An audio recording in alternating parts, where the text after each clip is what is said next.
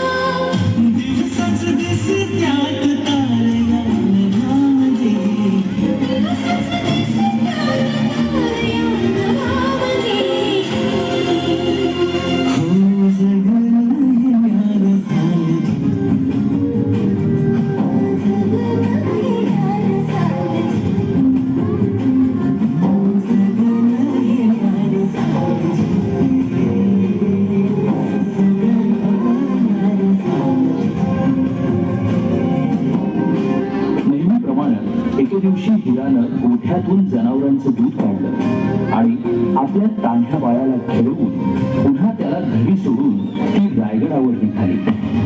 तो दिवस होता कोजागिरी पौर्णिमेचा.